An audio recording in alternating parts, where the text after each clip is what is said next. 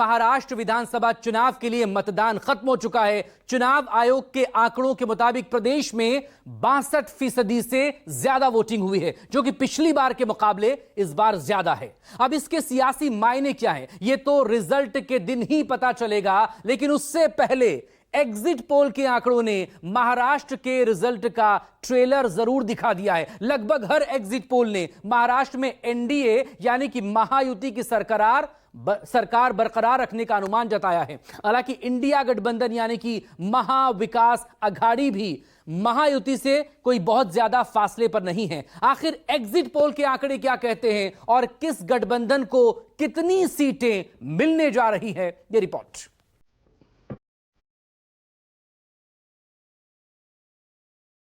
महाराष्ट्र में अब की बार किसकी सरकार आएगा, अघाड़ी या महायुति बरकरार?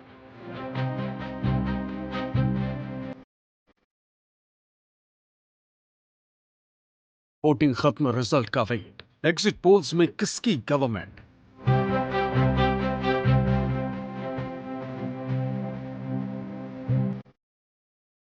चला मोदी का जादू या राहुल का सिक्का?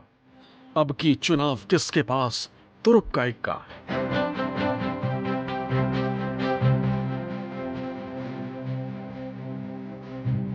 महाराष्ट्र विधानसभा चुनाव के लिए मतदान खत्म हो गए। लोगों ने पिछली बार की तुलना में अब की बार वोटिंग में कम हिस्सा लिया है, लेकिन मतदान खत्म होने के बाद एग्जिट पोल्स के जो आंकड़े आए हैं उससे महाराष्ट्र के रिजल्ट के लिए लोगों की दिलचस्पी और बढ़ गई।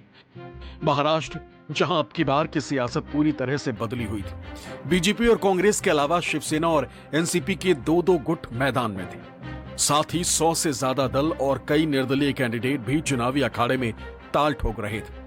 जनता ने इनमें से किस पर अपना भरोसा जताया, उसका ट्रेलर यानी एग्जिट पोल के आंकड़े सामने आ चुके हैं। सबसे पहले आपको मैट्रिक्स के आंकड़े दिखाते हैं। मैट्रिक्स के मुताबिक महाराष्ट्र में एनडीए यानी महायुति को 288 में से 150 से 170 सीटें मिलने का अनुमान है, यानी महायुति की सरकार बरकरार रहने के आसार लग रहे हैं। वहीं इंडिया यानी महाविकास अघाड़ी को 110 से 130 सीट मिलने की संभावना है, जबकि अन्य के खाते में 8 से 10 सीटें जाती दिख रही। पीपल्स पल्स के मुताबिक 175 से 195 सीट महायुति के खाते में जाती दिख रही हैं। वहीं महाविकास अघाड़ी को 85 से 112 सीटें मिलने का अनुमान है, जबकि 7 से 12 सीट अन्य के हिस्से में जा सकती हैं। पीमार्क के मुताबिक एनडीए को 137 से 157 सीटें मिलने जा रही। वहीं इंडिया गठबंधन के खाते में 126 से 146 और अन्य के हिस्से में 2 से 8 सीट जा सकती हैं। पोल डायरी के आंकड़ों के मुताबिक बीजेपी की अगुवाई वाले एनडीए को 122 से 186 सीटें मिल सकती हैं। वहीं कांग्रेस के नेतृत्व वाले इंडिया गठबंधन के दल 69 से 121 सीट जीत सकते हैं, जबकि 12 से 29 सीट अन्य को मिलने की संभावना है। रिपब्लिक के आंकड़ों में एनडीए को 137 से 157, इंडिया को 126 से 146 और अन्य को 2 से 8 सीटें मिलने की संभावना है। कुल मिलाकर देखा जाए तो इन एग्जिट पोल्स के आंकड़ों में महायुति की सरकार बरकरार दिख रही, जिससे सत्ताधारी एनडीए के नेता गदगद नजर आ रहे हैं। मुझे ऐसा लगता है कि जब जब वोटिंग परसेंटेज बढ़ता है तो बीजेपी को ही उसका फायदा होता है।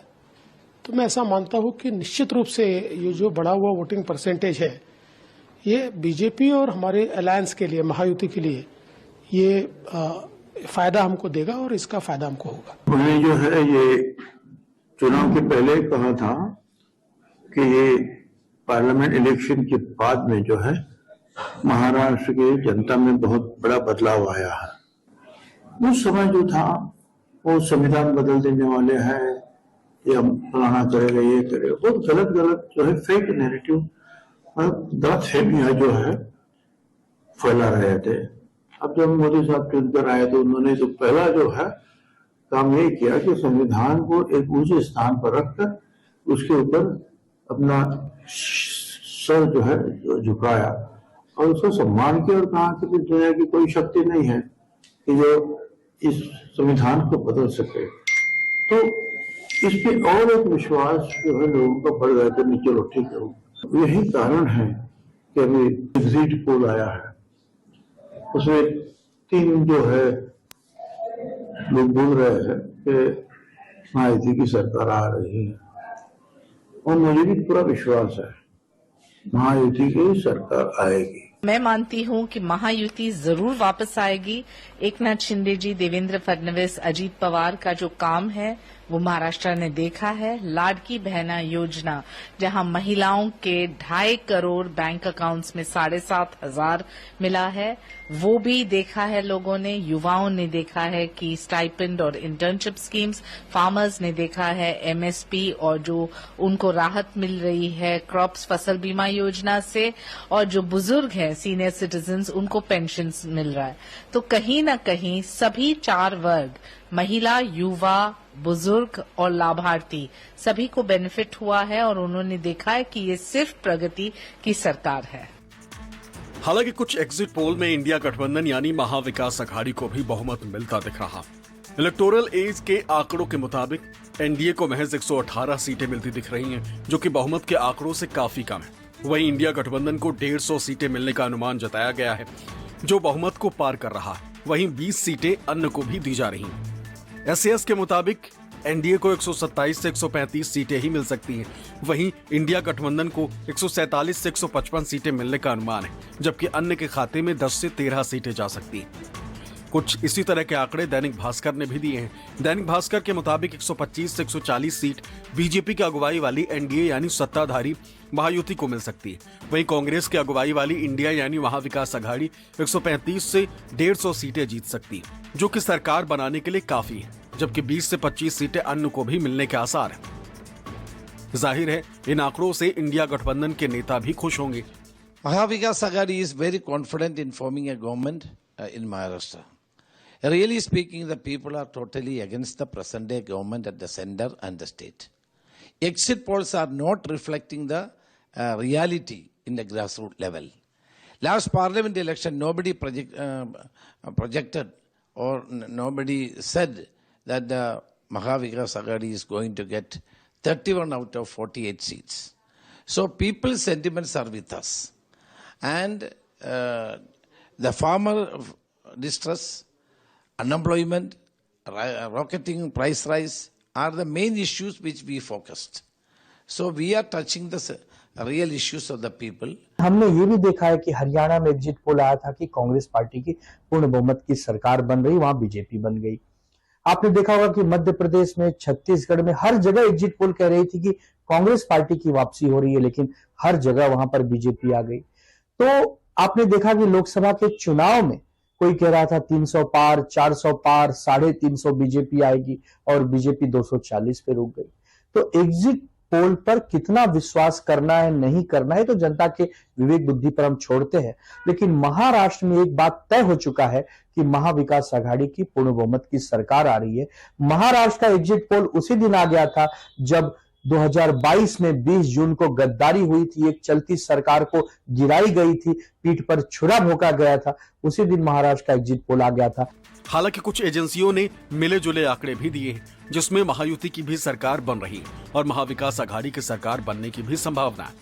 जी न्यूज आईसीपीएल के मुताबिक एनडीए को 129 से 159 सीटें मिल सकती हैं, वहीं इंडिया गठबंधन को 124 से 154 और अन्य को 0 से 10 सीटें मिलने का अनुमान है। लोकशाही रुद्र ने एनडीए को 128 से 142 सीटें मिलने का अनुमान जताया है। वहीं इंडिया गठबंधन के हिस्से में 125 से 140 और अन्य के खाते में 18 से 23 सीट जाती दिख रही। कुल मिलाकर देखा जाए तो ज्यादातर एग्जिट पोल ने महाराष्ट्र में एनडीए को बहुमत दिया है। वहीं पोल ऑफ पोल्स के आंकड़े भी कुछ इसी तरह के रिजल्ट आने का अनुमान जता रहे हैं। अलग अलग एग्जिट पोल के औसत आंकड़ों के मुताबिक महाराष्ट्र में बीजेपी की अगुवाई वाली एनडीए यानी महायुति को 137 से 160 सीट मिल सकती है। वहीं कांग्रेस के नेतृत्व वाली इंडिया यानी महाविकास अघाड़ी की पार्टियों के खाते में 120 से 137 सीटें आ सकती हैं, जबकि अन्य के हिस्से में 11 से 15 सीटें जा सकती हैं। यानी महाराष्ट्र में एग्जिट पोल के आंकड़ों ने महायुति के नेताओं को खुश होने का मौका दे दिया। सभी में एक ही दिखा है कि फिर से महाराष्ट्र में महायुति की गवर्नमेंट आने वाली है, यही तो फिगर्स आ रहे हैं।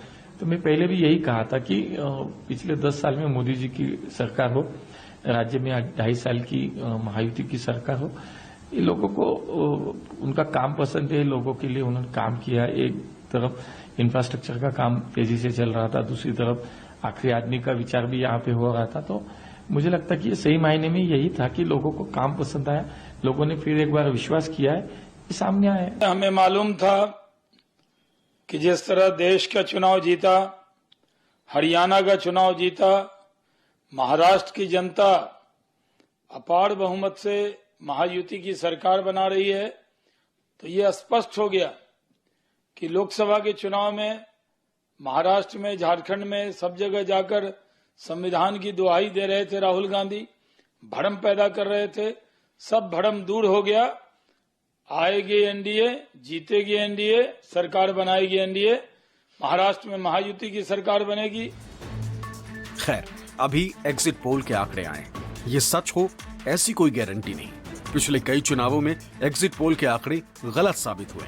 ऐसे में असल नतीजों के लिए सभी को 23 नवंबर का इंतजार करना होगा। Bureau report, news 24।